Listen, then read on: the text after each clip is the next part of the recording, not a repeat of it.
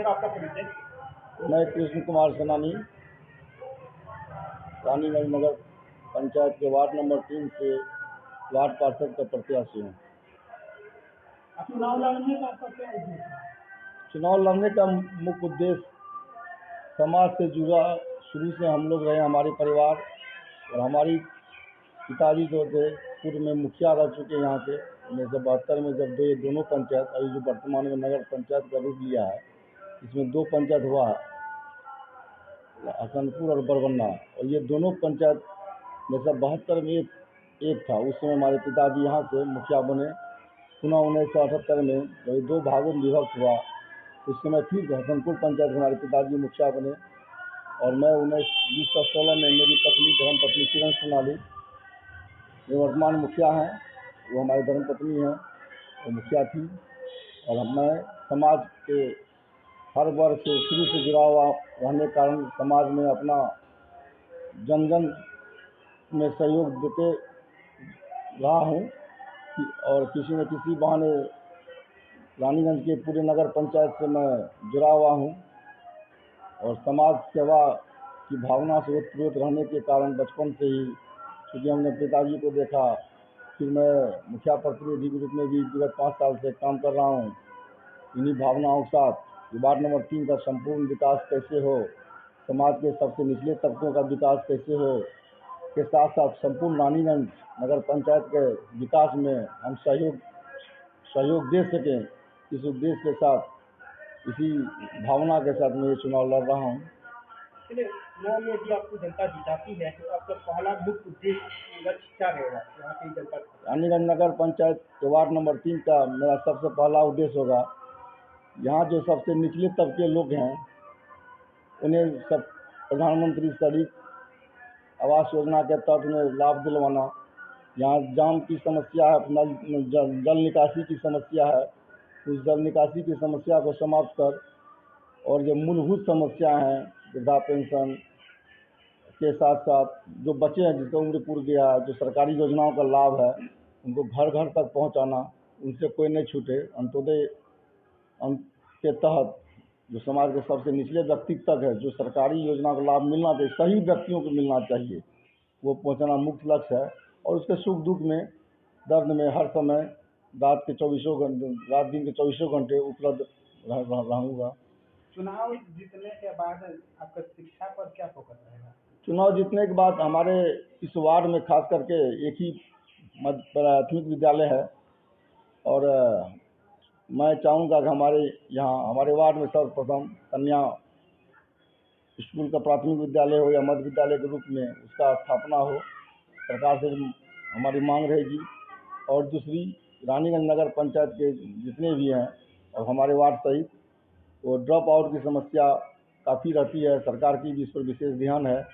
बच्चे लोग 7 क्लास के बाद मैट्रिक ड्रॉप करते हैं, फिर मैट्रिक जाते जाते अधिकांश करते हैं, पुनः कॉलेज में जाने के बाद ड्रॉप आउट पहले ले लेते हैं, जाने से पहले ड्रॉप आउट लेते हैं। ड्रॉप आउट नहीं हो और सही में शिक्षा का उसमें जो स्कूल को उपस्थिति दे के प्रसार करना मेरा उद्देश्य है। क्या लगता है आपको आने से बदलाव होगा? बदलाव करने की कोशिश करेंगे, और जन समर्थन के सहयोग से जागरूकता लाते हुए इसमें बदलाव करने की कोशिश, और निश्चित ही जब हम लोग इसमें शामिल होंगे तो निश्चित ही इसमें सफल होंगे, इसी आशा के साथ। क्योंकि जाम का समस्या और रोड का भी समस्या बहुत है। जाम की जहाँ तक समस्या है, रानीगंज एक हब के, व्यवसाय के हब के रूप में डेवलप हो रहा है। यहाँ पे अब IIT कॉलेज भी आ चुका है बगल में, और चारों NH जो हुआ करता था 76 जो सुपौल से रानीगंज होते हुए अररिया तक जाती है, वो NH में परिवर्तित हो चुका है। फिर कुर्सेला से फारबिसगंज जो जाती है 77 NH SS 77, वो भी परिवर्तित होने की कगार पर है, सरकार की जैसी पता चली है। तो जाम की भारी भीषण समस्या, यहाँ के व्यवसायी वर्ग को बाजार और पीक आवर में 8 घंटे जाम से जूझना पड़ता है, और उनकी माली हालत इस पर, उसके खराब असर पड़ता है उनके बिक्री पे, उनके व्यवसाय पर। तो सरकार के इससे हम लोग मांग करेंगे, सारे लोग जितने भी वार्ड पार्षद जीत के जाएंगे, सारे लोग मिल के मांग करेंगे कि बाईपास का निर्माण शीघ्र शुरू हो और इससे जाम की समस्या से रानीगंज को मुक्ति दिला सकें।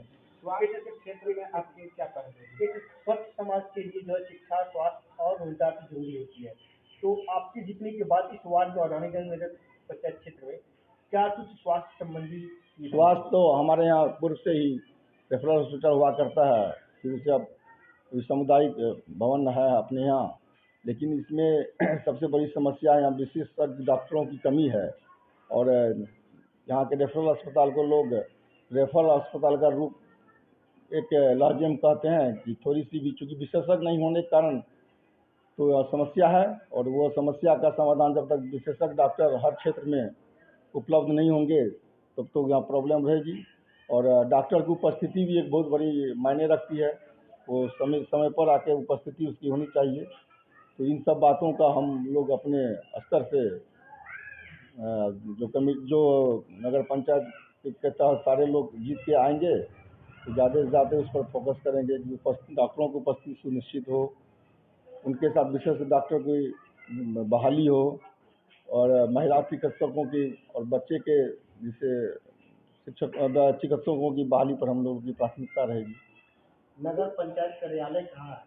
वर्तमान में जो नगर पंचायत का कार्यालय बरवन्ना पंचायत हुआ करता था, जिन्हें जोड़ के बनाया गया नगर पंचायत, उन्हीं को कुछ लोगों का कहना है कि कार्यालय बंद हो रहा है। नहीं, ये कार्यालय चूँकि अभी अब व्यवस्थित, चूँकि ये वो अभी कोई जनप्रतिनिधि का रूप नहीं, पंचायत खत्म होने के कारण पंचायत के विस्मित होने के कारण और नगर पंचायत का अपग्रेडेशन होने के बीच में कोई जनप्रतिनिधि नहीं होने के कारण समस्या हो सकती है, लेकिन ऐसा हमें जानकारी में नहीं है। तो उसके लिए पहल आपको क्या करना है? वो तो नई कमेटी होगी तो अपने चालू हो जाएगा। हमारे चैनल के माध्यम से लोगों या जनता और मतदाताओं को क्या संदेश देंगे? मैं मतदाताओं से, अपने वार्ड के मतदाताओं से कहूँगा, वो हमने जो पिछले 5 वर्ष में हमारी पत्नी के रूप में, हमारे पिताजी के रूप में जो हमने सेवा जनता को दिया और हम लोग उसके तन मन धन से उसके साथ रहते हैं, और उसी को और अपने विकास की प्राथमिकता हम लोग जो हमारी रही है शुरू से प्राथमिकता, वार्ड की प्राथमिकता, उनको देखते हुए हम उनसे आग्रह करते हैं। यदि उनका आशीर्वाद मिला तो हम 24 घंटे 365 दिन उनकी सेवा में हाजिर रहेंगे। आप चुनाव मैदान में हैं, आपकी चुनाव चिन्ह क्या है? कितने नंबर पर अंकित है? मेरा चुनाव चिन्ह कलम और दवा छाप ईवीएम के क्रम संख्या 1 पे है। प्रत्याशी का क्या नाम है? मैं खुद प्रत्याशी हूँ, मेरा नाम कृष्ण कुमार सेनानी है। मैं वर्तमान में भाजपा का मंडल अध्यक्ष भी हूँ और पूर्व में भाजपा के जिला मंत्री भी रह चुका हूँ। अच्छा, लास्ट में एक सवाल और है।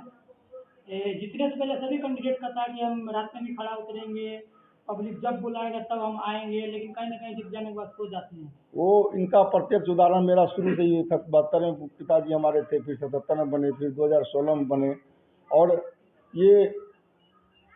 ये तो आम जन ही आपको बता सकते हैं, ये कहा नहीं आप असली में हमें कितना फ़र्क है, ये आम जन से आप अच्छी तरह आपको बताएंगे कि मेरे इस कथन में, कथनी और करनी में क्या अंतर है और इस पर मैं कितना खरा उतरा हूँ, ये तो आम जन ही आपको बताएंगे। लेकिन मैं पूरा विश्वास दिलाता हूँ कि इस पर खरा उतरूँगा और रहा हूँ, इसमें कहीं कोई संदेह नहीं है कि मैं पूर्व से ही इस भावना के साथ, जन कल्याण के साथ मैं अपने समाज सेवा में लगा रहता हूँ। आपका चुनाव चिन्ह, आपका नाम? मेरा चुनाव चिन्ह 1 पे वार्ड नंबर 3 कृष्ण कुमार सेनानी।